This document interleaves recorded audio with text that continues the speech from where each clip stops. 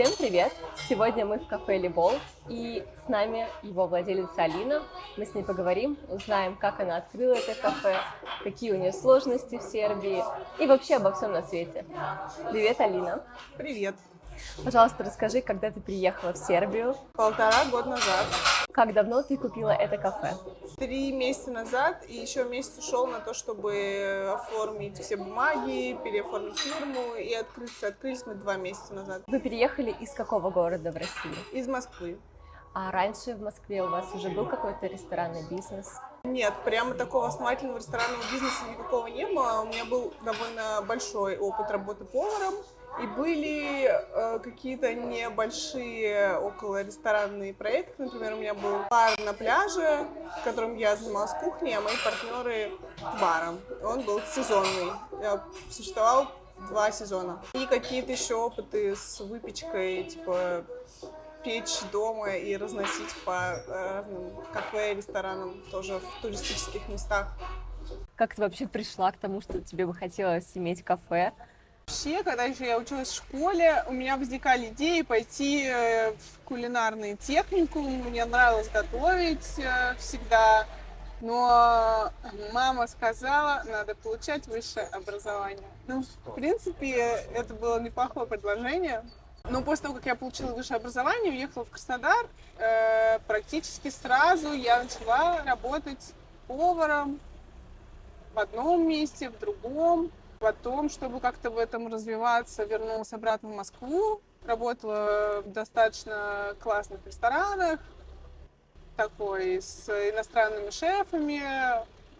Но потом поняла, что все-таки это очень тяжело, работать по 12 часов, 2 через 2, никакой жизни, первый выходной ты спишь. Решила, что нужно какую-то работу такую найти, совместимую с деторождением. И познакомилась с мужем, стала делать 3D-модели ювелирных изделий, обучилась этому. И какой-то долгий период занималась этим. То есть у вас совместный бизнес был? Да. Я делала ему все 3D-модели. А поварские навыки у тебя были, получается, только на практике? Ты не пошла ни в техникум, никуда больше, ни на курсы? Мне кажется, это бесполезно, я не знаю, вообще, абсолютно. Я работала с ребятами, которые заканчивали какие-то поварские училища там. Я не знаю, это несет никакого смысла, это абсолютно оторвано от реальной работы на кухне. Как так? Но они готовить же умеют. Ну, что-то там умеют, котлеты готовить. Котлеты я умею. Главное на кухне — это построение процессов, потому что каждая там домохозяйка может приготовить котлеты. Но не каждая домохозяйка может добиться того, чтобы приготовить котлеты там за 10 минут, когда их заказали, и чтобы они всегда были одинаковыми. Согласна. То есть на кухне должно быть разделение обязанностей. Кто-то эти котлеты месяц условно, кто-то жарит. Говоря, да. Почему вы с семьей вообще выбрали Нови Сад? Потому что как-то Белград, он больше, мне кажется, как будто бы там больше возможностей, так как это столица. Нови Сад такой маленький. Ой, не, мне Белград вообще не понравился. Мы пробовали жить в Белграде, наверное, в общей сложности 3 недели прожили там. Очень холмистая, гористая местность, тяжело катать коляску, и вообще грязновато, шумновато, и, в общем, я устаю от этого. Я вообще хоть я из Москвы, я не люблю большие города. Я когда закончила институт, я сразу уехала в Краснодар, и там мне было хорошо, и тут мне тоже хорошо, потому что мне кажется, что по атмосфере и какому-то такому населению, темпу жизни тут больше похоже. На Краснодар именно? Да. И по погоде? И по погоде вообще очень похоже. Расскажи, если это не секрет, почему предыдущие владельцы решили продать это кафе и за сколько вы его купили? Вопрос в том, зачем они купили вообще это кафе, почему они решили его продать. Это кафе купил молодой человек, серб, тренер, у которого тренажерный зал в Белграде. Он пришел сюда со своей девушкой на завтрак, и ему так сказали: хочешь купить? Он сказал: хочу. Это очень странно. Я такую, да, знаю историю. Ну, в общем, около того. Ну, он тоже тут какие-то блюда внедрял здорового питания, что-то со своей тренерской деятельности, видимо. Но, насколько я знаю, он активно занимался этим около 3 месяцев. потом как-то фокус его интересов все-таки смещен в сторону вот этого тренерства, тренажерства и всего остального. Он просто этим не занимался, и поэтому он решил продать. У него были какие-то долги там по коммуналке, перед сотрудниками, какие-то сокращения, все остальное. Владелец помещения, в котором находится это кафе, он является также владельцем помещения, в котором находится ювелирная мастерская моего мужа, тут в пассаже, прямо здесь. И он нам говорил, этот владелец, что вот, что тут нехорошо идут дела, может, вы хотите купить кафе, там, или, в общем, может, вы будете снимать это помещение, примерно так. Ну, так это все послушали, такие, ну как так? Ну, мы же не будем там отжимать бизнес, не будем, ладно. И в один прекрасный день просто пришли на работу, и тут написано «закрыто», все опечатано. Ну, сразу позвонили владельцу и заняли очередь. Были переговоры очень напряженные, длиной в пару недель. Например, на втором месте в этой очереди после нас была девушка, китаянка, у которой был серб, которая хотела открыть тут bubble tea. Мы никак не могли такого допустить. Да. Не могли решить Новый Сад, такого, в общем, места, которое мы сами любили, потому что мастерская здесь, мы сами время здесь проводили. И я знаю, что многие рекомендовали его в Чатах. Также мы сюда пришли по этим рекомендациям, когда только приехали. Так что, да, переговоры были долгие. И в том числе с вот этим молодым человеком, сербом, который этим бизнесом владел до нас. Там торговались. Он такой непростой парень, как бы, далеко. Бизнесмен. Ну да, но в итоге, так как помещение, по сути, в аренде, кофемашина тоже в аренде, что тут, столы, стулья, очень маленькая кухня, небольшая. В общем, в итоге мы купили это все за 5000 евро. О, это хорошая цена, кажется. Да. Очень даже. В целом, это те деньги, как бы, которые стоит сложить. Вау, мы купили машину дороже. Ну вот да. Класс, это круто. Так что, да. Я думаю, от 5 до 10 тысяч евро, да, какие-то кафешки? Ой, это вообще все очень по-разному, потому что я, конечно, знаю суммы, за которые там открывали ребята бары, это совершенно астрономические, ну, в общем, другие суммы. Но нам повезло, наверное. А в чем, почему у них так было дорого? Локация какая-то? Ну, они какая-то? открывали все сами с нуля, закупали все оборудование, ремонт. Делали ремонт. Мы ничего не делали. С какими трудностями на первом этапе, кроме переговоров таких сложных, вы столкнулись? Ну, было сложно все. Это вообще в новинку для тебя все? Ну, скорее в новинку все в Сербии. Ага. Ну, как тяжело было разобраться, там, где что покупать, с поставщиками, договориться. Какие-то бумаги все немного непривычные, не такие, как в России, какие-то типа разрешений, да? Не типа разрешений. Например, чтобы заключить договор с поставщиками, им нужна какая-то вексель из банка, который называется менец, который, если ты им задолжаешь, они там обналичат. Вау. Какой-то такой, выглядит как чек. За вычетом всех вот этих вложений, расходов, как быстро удалось выйти в плюс? Сложно сказать. Я думаю, что мы где-то работаем в районе нуля, небольшого плюса. У меня вообще есть партнер, который занимается вот этой всей финансовой частью, потому что мне это не супер сильно интересно. У меня вообще не было там задачи заработать кучу денег. Мне хотелось, чтобы как вот был Либол, так бы он оставался, только еще с сырниками. Ну, чтобы, в общем, место, которое мне нравилось, чтобы оно продолжало существовать. У нас, конечно, какие-то сложности там каждый месяц происходят. Например, в начале прошлого месяца нам пришлось закрыться на 5 дней, потому что мы случайно заблокировали кассу. Без кассы нельзя работать, это незаконно. Вот мы пришлось закрыться в пятницу перед выходными. Но это большие финансовые потери в целом, потому что по выходным у нас больше всего посетителей на завтраке и больше всего выручки. 100%. Поэтому, если бы у нас, наверное, не было вот этих всех косяков, у нас бы уже был плюс, а так это в районе такого нуля. Ну, ничего не вкладываем дополнительного сюда, и слава богу. Возможно, в следующий месяц уже будет да. такой прибыльный. Да. Супер, это очень быстро. В целом, как правда мне и говорили, осень лучше по сравнению с летом. Я вот удивлялась, почему тут летом часто заведения закрываются на годичный адмор. Люди, правда, летом разъезжаются, осенью стало больше посетителей, плюс мы еще подключили службы доставки, тут тоже пошли заказы, так что динамика положительная. А есть какие-то чаты для тех, кто хочет приобрести Открыть бизнес? бизнес? Да, да, да. Нет, Или я не помощники? знаю. Нету, наверное, каких-то чатов, но мы познакомились еще до, или как-то в процессе переговоров начали искать людей, у которых тут уже есть ресторанные бизнесы, с ними общаться, узнавать, как там их, что, как они получали разрешение, как долго они открывали, ждали. Поэтому, знаю, наверное, у нас есть такое небольшое комьюнити. Класс. Здорово, что они всем делились, потому что могли бы сказать, нет, разбирайтесь сами. Да, здорово, спасибо, ребят.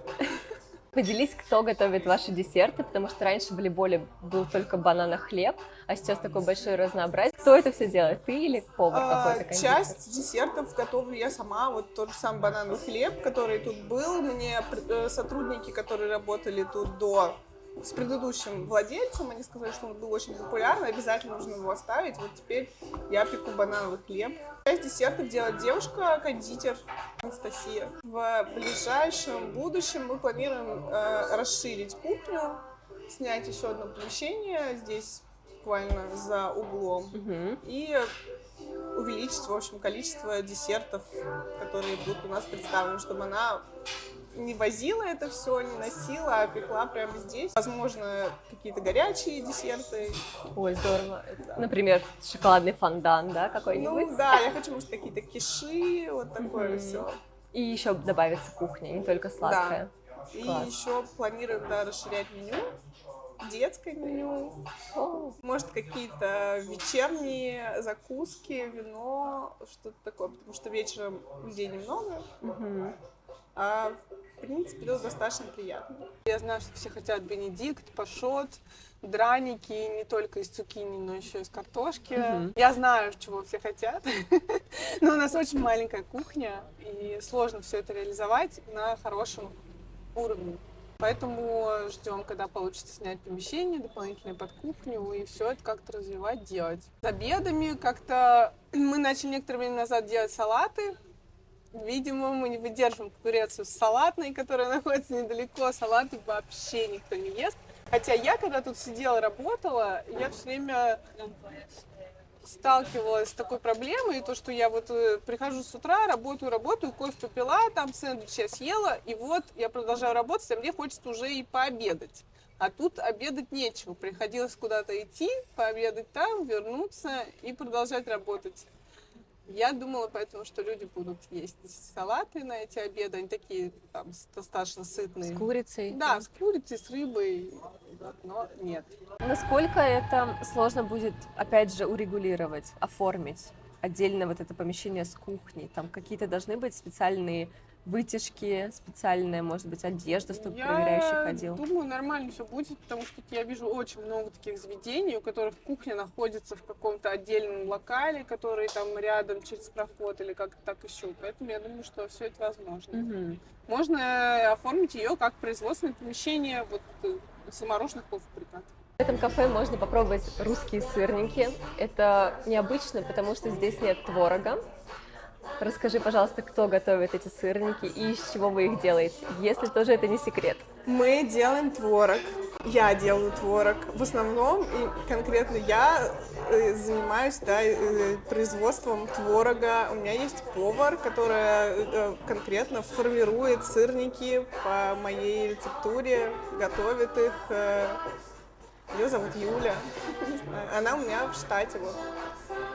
То есть она готовит только сырники. Анастасия готовит десерты, Юля сырники. Ну да, она готовит сырники, оладьи из цукини. Ну, в общем, в целом то, что мы делаем из таких заготовок. Не сэндвичи, не смузи, которые делаются прямо на месте быстро, а то, что требует заготовок, готовит она. Вау, расскажи, как можно сделать творог? Творог делаем по рецептам из чата, из молока и йогурта. Надо было посмотреть все рецепты, поблагодарить. Спасибо этим людям, спасибо вот этим людям из чата. Да, на самом деле. Каждый вечер я беру 6 10-литровых кастрюль Боже. молока, каждую 4,5 литра молока, нагреваем до 85 градусов, мешаем круговыми движениями ложкой, заливаем 2,25 йогурта, соответственно, половину. И еще нагреваем, остужаем ночью, с утра сливаем с каждой кастрюли чуть меньше 2 килограмм творога. Вау. Это вот такие огромные кастрюли у тебя Это дома? большие кастрюли. Мы купили отдельный холодильник под молоко. Мы заказываем по 100 литров молока. Насколько? Ну, 1-2 раза в неделю, вот так вот примерно. Обалдеть, 100 литров на неделю? Да. Боже, я в шоке, я в шоке. Это очень большой труд просто, потому что в России можно просто купить творог и все. Да. Теперь я понимаю, почему сырки, наверное, тоже по этой технологии готовятся. Да, сырки тоже делают. Почему они с столько творогом. стоят? Потому что такая цена довольно непривычная. Ну, для они нас. большие еще, с шоколадом, да, с творогом. Да. Они больше, чем сырки, которые продаются там в магазине, в заправке. Вау. Это очень большой труд, правда. Я в шоке. А было такое, что приходил какой-то серб и такой: посоветуйте мне что-нибудь. И вы такие: русские сырники или творог. Как можно сербам это продать? Да я не знаю, никак. Ну, это, мне кажется, сложно для восприятия в целом, но сербы очень любят трубочки со сгущенкой. Потому что такое карамел, они прекрасно понимают, и это им вкусно, они прям ходят, любят, едят. Сырки, по-моему, тоже вот, которые с вареной сгущенкой, едят, а сырники нет. Какой твой любимый здесь десерт? Зефир. Я люблю зефир, я не понимаю, почему его никто не ест. Мы уже там что только не делали, уменьшили порцию, надели на палочку, посыпали, полили шоколадом. Я очень люблю зефир, я сама делала раньше зефир с разными вкусами, это такой классный процесс, там этот миксер крутится, экспериментировать с разным количеством там фруктового пюре, разными вкусами, это такое увлекательное занятие. Такой немножко каверзный вопрос, но, может быть, ты сможешь ответить. В чем разница между русскими и сербскими сотрудниками? Есть ли она вообще? Ну, конечно, есть. Ну, вообще, мне кажется, что такая национальная особенность сербов — это то, что они любят жизнь больше, чем работу. Ну, вообще, в целом, ценят вот свое какое-то времяпрепровождение на первом месте. Я как-то раз в бане сидела и слушала разговор, как, значит, женщина в возрасте какой-то своей там более молодой приятельнице рассказала: ни за что не работай по субботам. Жизнь одна. Что ты там? Ну, работаешь, ну, до 2 часов. Ну, что, ты уже пришла домой, уже 4, что ты успеешь? Нет, я, говорит, работала когда-то в молодости. Сейчас я такого себе ни за что не позволяю. Никто мне мою жизнь не вернет. Вот. И поэтому, да, и сербские сотрудники тоже, они как бы не будут спешить, и у них нет вот этого какого-то ажиотажа, там, быстро выполнить работу молниеносно, если там что-то есть недоделано, это их не тревожит. Вот если они там не успели кофе с утра попить, вот это им не понравится. Если им там нельзя посидеть за столом в кафе, в котором они работают, они вообще не понимают, как это так. Вау, то есть это даже молодые сотрудники? Да. Это Да. прям с детства у них, видимо, идет. Да, они еще говорят, что в том числе вот в Белграде еще есть люди, которые мирятся с тем, например, что повар не может в своем кафе выйти с кухни и сесть за свободный столик и выпить чашечку кофе. А в Нови Саде такое вообще не Вау. прокатит. Если у вас будут такие правила в заведении, это будет считаться плохим местом для работы. Как бы никто не захочет у вас работать. Прятаться на кухне. Да, да. Интересно, а сколько у тебя вообще сотрудников? Ой, сейчас уже 7 человек.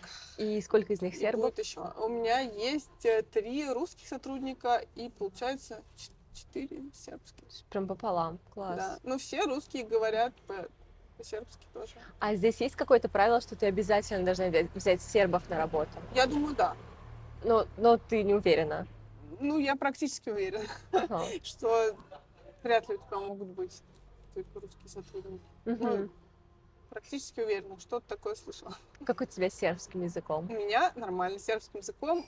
Всем рекомендую покупать кафе сразу B2 наступает уровень, потому что, конечно, общаться это корень Мгм. И с прогресса. сотрудниками, и в налоговой. Да, да, потому что, ну, вообще я учила, конечно, сербский язык и до того, как купить кафе, но у меня там какого-то даже нету А1, по-моему, законченного. Но когда тут начали разговаривать, общаться, то подтянулась очень сильно. Нет никакого барьера языкового. Мгм. Объясняю со всеми. Я также работаю там как повар некоторые смены, там с другим поваром, со всеми официантами, с бариста, со всеми общаюсь. То есть любую тему в целом ты можешь поддержать, связанную с кафе или Ну, я вообще? думаю, связано с кафе, да, про там политику, про искусство, наверное, я не смогу поговорить, а так. С бухгалтером тоже общаюсь. Ты там Вау. выучила там базар, добит, Что это значит? прибыль, выручка. И можешь еще раз повторить? Базар, Базар. добит, Это как добит похож на дебет немножко. ну да, на Здорово. профит. Ну, поставщики это, конечно, тоже отдельная история. А что с ним не так? Ну, вы, наверное, привыкли, даже если в обычном супермаркете ты заказал что-то в доставке, и у них этого нету, как правило, тебе звонят, говорят, у нас закончилась морковка оранжевая, давайте мы вам вместо нее положим фиолетовую. А тут так не поступают дальше крупные ресторанные поставщики. Ты просто заказываешь что-то в надежде, что завтра у тебя уже будут эти ингредиенты, которые тебе нужны, тебе просто их не привозят, за это не извиняются, ничего не говорят, не предупреждают об этом заранее, не предлагают ни на что поменять. Где можно найти вакансии? Или можно просто прийти к тебе в кафе, вот если русский человек хочет найти работу, и спросить, есть ли вакансии? Или сайт какой-то? Можно. Есть сайт, которым, я думаю, пользуются в основном сербы по поиску работы, не знаю, просто типа там HeadHunter или что-то в том духе. Есть телеграм-канал, что-то «Работа в Сербии», где я публиковала объявление перед открытием. И еще мы публикуем иногда объявления в Инстаграме нашем, если требуются сотрудники. Как чаще всего вы находите русских сотрудников? Откуда они Так, приходят? одну девушку вот с этого «Работа в Сербии» мы нашли В Телеграме. в Телеграме, а остальных просто по знакомству. А если приходит совсем новичок, вы его как-то обучаете? Есть какие-то вводные Да. уроки, условно? Я не знаю, Да, как называется. если приходит совсем новичок, то я работаю с ним 3 дня. Показываю все, мы просто работаем вдвоем, смотрит все, как я делаю, Мгм. запоминает, и там уже смотрим, дано или не дано. А, бывает, что вообще нет. Да, но бывает как бы, нужно быть собранным человеком, который довольно быстро соображает, с хорошей скоростью реакции. Сколько у тебя самый долгий сотрудник здесь работает? Ну, получается, 2 месяца. 2 месяца. с То есть ты открытия. когда пришла, ты взяла всех новых? Нет, была одна девушка, которая осталась От предыдущих? от предыдущих, да, но она потом ушла. Ага, получается, у тебя сейчас все новые, ты их сама обучила, и пока они не уходили, не было такой прям текучки. Нет, были какие-то люди, которые уходили, но вот эта девушка Карва, собственника, так сказать, осталась. Мы ее взяли на позицию менеджера, но она не ожидала, что у нас будет такая тут загруженность по работе. Ей было очень тяжело, и она, в общем, отказалась продолжать эту деятельность. А уходили люди остальные, потому что у них какие-то жизненные обстоятельства менялись там. Нужно сдавать экзамены, или я закончила институт, мне нужно там идти на работу по специальности, что-то такое. У тебя есть идеи, как можно удержать сотрудников, чтобы у них был интерес работать долго? Ну, я думаю, можно поднимать зарплаты. То есть нет таких каких-то коллективных развлечений, возможно? Нет, ну Чего-то да, такого? возможно, есть. Нужно. Ну, у нас вообще есть собрание, раз в месяц мы там все встречаемся, обсуждаем все, что кому понравилось, не понравилось. В целом, да, должна быть хорошая зарплата, комфортно стоит труда. Вот у нас, например, не 12 часов смены, а 6. Все очень довольны. Но при этом зарплата Нет, просто остается? 6 часов смены, но ты работаешь 6 дней в неделю. То есть у тебя полдня в целом свободно Да, остается. да, полдня свободно. Кто больше всех у тебя получает? Это человек, который на кухне работает? У всех примерно одинаковые зарплаты, но вот эти вот, которые шеф-бариста, шеф-официант и шеф-повар сырников, они получают там чуть больше, а рядовые сотрудники чуть меньше. Но тоже у официантов есть чаевые, которые очень разнятся, а так это приблизительно 50-70 тысяч динар все получают около того. Это хорошая зарплата для Сербии? Конечно, многие баристы мне говорят, ну, это маленькая зарплата, вот там-то мне платили больше. Ну, наверное, если работать в кафетерии, там, где ты сесть не можешь целый день вообще, это, наверное, должна быть выше зарплата. Если тут у нас вечером можно ждать долго, отдыхать. То есть сейчас, пока не так много народу постоянно, у тебя такие зарплаты, и, возможно, в будущем ты их поднимешь, Да, если я бы будет хотела. нагрузка. Я бы хотела в целом, потому что почему нет? А есть какие-то у тебя, может быть, как ДМС, какое-нибудь страхование, или какая-то помощь, У меня или все декретный официально. отпуск? Что к ней декретный? Я знала, что это боль для всех. У меня все официально трудоустроены. И, соответственно, да, я плачу налоги, которые идут там на все это страхование и везде. А если к тебе приходит русский человек, у которого нет еще налепницы ВНЖ, ты можешь ему помочь с оформлением? Могу. То есть это не проблема? Ну как, это просто вопрос ожидания. Мне сначала казалось, что проще нанять всех граждан Сербии, чтобы это все было быстро и так далее, но в итоге, да, я сделала несколько налепниц. А их дают все равно на год, да? Да, на данный Даже если люди уволятся, эта налепница, она будет действительно... Да. Это хорошая идея, просто устроиться, потом уволиться. Ну так не делайте, пожалуйста. Ее просто не продлят, если на момент переоформления не будет действующий радный дозвол. Разрешение на работу его открывает конкретный работодатель, и когда человек увольняется, работодатель обязан его закрыть. То есть она не продлевается просто. Она дается тоже на год, как и ВНЖ? Да, она дается до окончания срока ВНЖ. Ну, сейчас все поменяется, вроде как с февраля будет ВНЖ и радна дозвола как-то вместе выдаваться. И на 3 года вроде как я слышала. Ну, на 3 года не всем. Ну, наверное, да, если ты работаешь по работе, получил. Насколько я знаю, либо это бессрочный контракт в сербской компании, либо недвижимость. Сколько, получается, в процентах ты платишь налоги за каждого сотрудника? Сколько это примерно? Примерно 50% от зарплаты выходит на налоги. И еще есть такой нюанс, как минимальная зарплата. Если ты не можешь тут установить там, зарплату в 6 тысяч рублей, тут минимальная зарплата 44.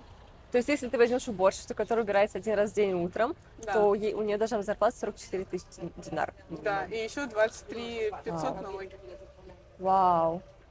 Такие места раньше были только в Белграде. И я так рада, что Нови Сад прям расширяется русскими кафешками, потому что все-таки у нас все по-другому. Ну, как-то прям ощущается. Ты приходишь.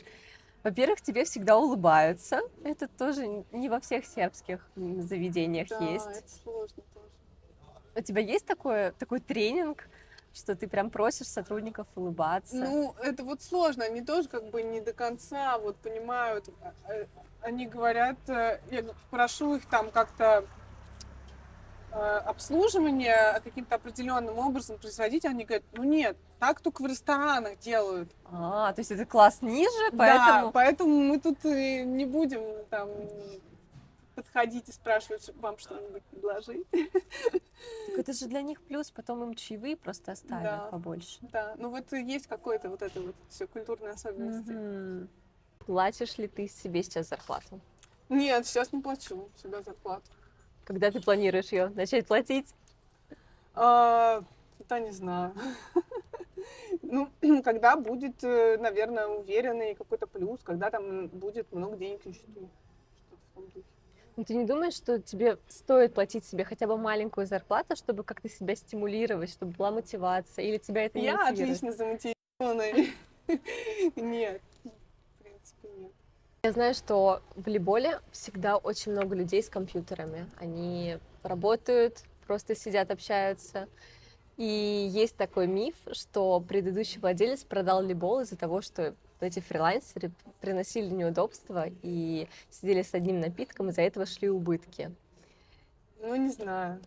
Есть ли Не, такая мне не проблема? мешают. Пожалуйста, все приходите с своим компьютером. Мне кажется, что проблема была... Я сама тоже так же сидела с компьютером. Мне кажется, проблема была не в том, потому что не было такого, что приходишь и негде сесть, потому что все занято людьми с компьютерами. И просто у него было меньше предложения по еде, меньше средний чек, и поэтому было меньше выручки.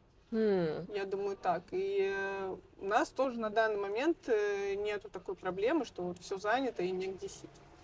То есть вы не хотите ввести такое правило, что, например, выходной день, когда завтраки, утром нельзя сидеть с ноутбуками? Нет У нас такого? никто не приходит в выходные с Все отдыхают. ноутбуком с утра, да. Потому что, во-первых, в выходные много людей, которые приходят на завтраки, потому что теперь есть много еды. И довольно шумно, много людей, мне кажется, типа, не суперкомфортно работать. Но в любом случае есть вот эта барная стойка, за которой можно так более обособленно сидеть, даже когда остальные люди там сидят, едят, галдят с детьми и там что-то такое делают. Да, это удобно, на самом деле. Барная стойка решает, потому что ты один, Да. за столиком. Мне говорят, там, убери барную стойку, ты там поставишь на нее место, там, 3 стола, чтобы там больше людей размещать, но я как-то не хочу. Ну, там у тебя же проход идет в туалет, Да. как-то, кажется, неудобно будет. Как-то. Мне очень нравится общий стол, большой. Мгм. Это здорово. Можно, наверное, подсесть кому-то, познакомиться. Бывают такие интересные случаи. Не знаю. Здорово. Ну, Наверное, туда больше обычно приходят просто большие компании, и бывают, проводят люди какие-то встречи, там, бизнесменов, вязальщиц, вышивальщиц, Вау. чего-то такого, да. Здорово. Ты, кстати, не хочешь организовать что-то похожее? Прям по расписанию, чтобы это было? Может, какие-то встречи? Я открыта к предложениям в целом. Если кто-то что-то хочет организовывать, то пожалуйста. Я так сама вообще ничего не успеваю пока организовать. Так что... Но, а какие вообще есть планы на будущее с этим кафе? Кстати, есть план сделать мастер-классы кондитерские, кулинарные. О. Там изготовление зефира, что-то такое тоже за этим общим столом. План сделать детское меню, план сделать винную карту и закуски к вину. Это вот ближайшие, может быть, месяц-два, да, такой план? Надеюсь, что да. А далеко идущие планы через год, например? Как ты видишь это кафе? Ну и чтобы было больше доставки. Возможно, мы начнем производство вот каких-то полуфабрикатов, замороженные сырники, что-то типа мини-магазина, что-то вот такое. Ого, прям здесь прям Да, такая почему витринка нет? будет. Витрина, да. Интересно. Я помню, мы с тобой, когда общались, ты говорила, что есть идея сделать аниматора для детей. Да. Поделись, расскажи, это необычно. Ну, это муж мой все говорит. У нас есть очень хорошая знакомая, няня. Она билингв. У нее папа серб, а мама русскоязычная. И мы думали ее привлечь, чтобы, допустим, по выходным можно было прийти сюда с детьми, которых она всех уводит в парк на какой-то квест, времяпрепровождение. А тут спокойно сидишь, завтракаешь с кофе. Вау. Мне кажется, это очень рабочая схема, потому что у меня у подружки есть мастерская, и я очень часто ей пишу, там можно детские мастер-классы, и родители приводят детей, вот так вот отдают их и убегают. Да. Так что да, хочется побыть без детей многим. Да. Наверное, зря я это откладываю. Надо быстрее делать. Да. Я тоже думала, что кофейный бизнес — это очень здорово. Но каждый раз, когда я про что-то спрашиваю такое, очень многие говорят, не надо, это тяжело. Но это тяжело, это хлопотно, потому что это все очень непредсказуемо.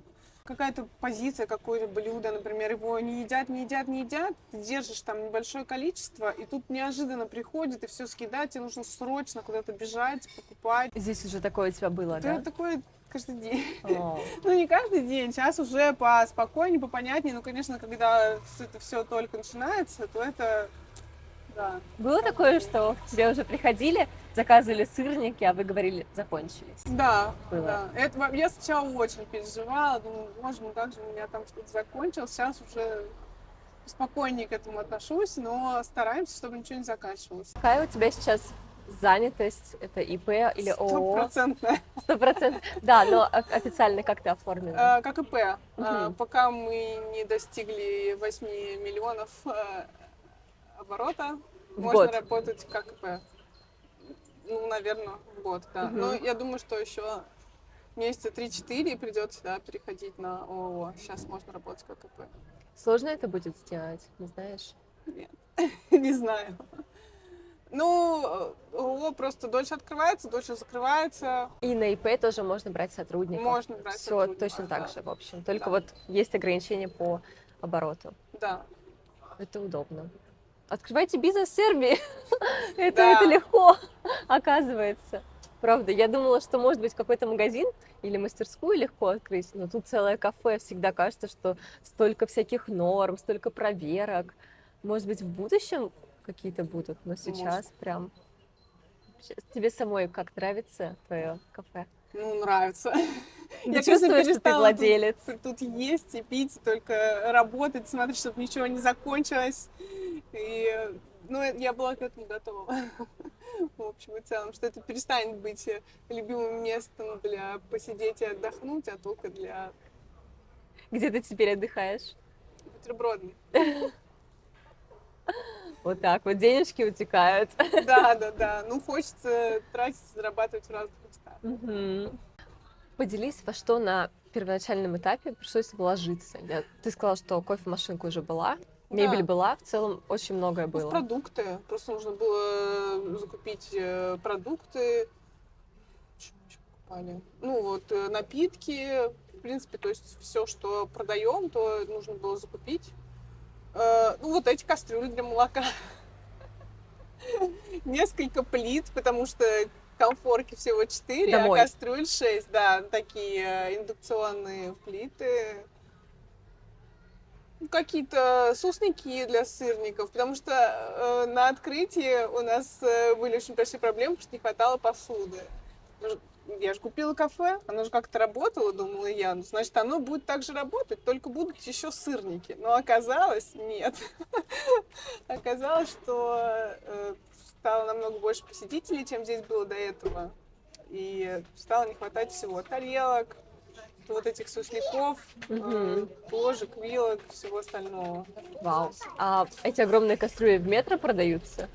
В Металлаке. Но Металлаки. Металлак тоже продается в метро, так что, Мгм. в принципе, да. Вау. Но То есть они не такие огромные, 10 литров. Я пробовала делать большой кастрюль, там как-то не очень хорошо получается. Я не знаю, в чем загадка. Дорого. сколько раз надо передавать отчетность здесь? Как можно чаще.